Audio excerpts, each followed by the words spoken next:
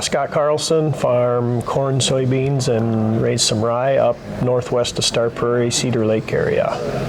I'm Andy Benson, a farm over in southern Barron County. Farm corn, soybeans, winter wheat, alfalfa, corn silage, whatever else we can find. We are raising several hundred acres of rye for grain. We combine that grain and then we come in with a multi-species cover crop on those acres.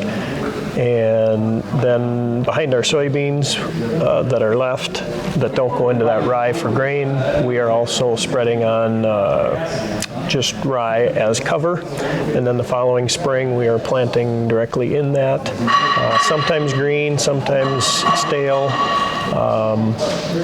But trying to leave that cover and no-till right into that. One of the things that we tried to do since implementing basically 100% no-till in the last 30 years is to begin to look for opportunities to use covers whenever we can make it fit. The easiest first place to do that was following corn silage. A little more difficult, but not impossible to do it following soybeans harvested for grain if it doesn't get too late into the fall.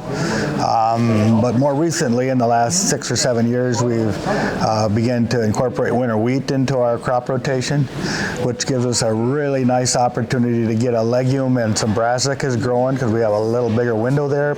Planting those in early August gives us a chance to fix some nitrogen and get some really good growth fall covers with a diverse mixture. And primary objective there is to try to see what we can do to reduce seed banks.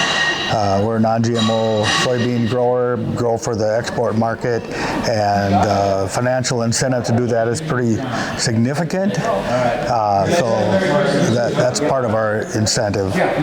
So one of the easiest things to do to ensure success is to start smaller and to try things out on a more limited acreage basis before you try to do the whole farm. I would agree that would be the first step, is do it on a limited basis. Don't be afraid. It's really hard to have a failure. We've not had experience with a failure. Fortunately, we haven't had the bug issues, but don't be afraid of it. That would be, I guess, my first and foremost piece of advice.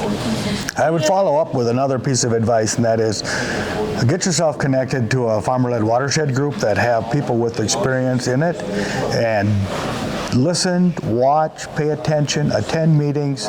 There's a lot of help out here, and there's a lot of experience that most of those guys are willing to share. I believe we both are. I belong to Farmers of Barron County watersheds, been involved in some other watersheds, but fully support and love to watch this thing happen. Yep, and I'm part of the Horse Creek watershed. It's just really, really, really rewarding to watch people on their journey on learning and adapting and making progress. And I never attend one of these things where I don't learn something that I can take home and plug into something that we're doing. Today was no exception. Yep. It's a process. Everybody's process is different because every farm is different. And just find your own way and ask enough questions and it can work.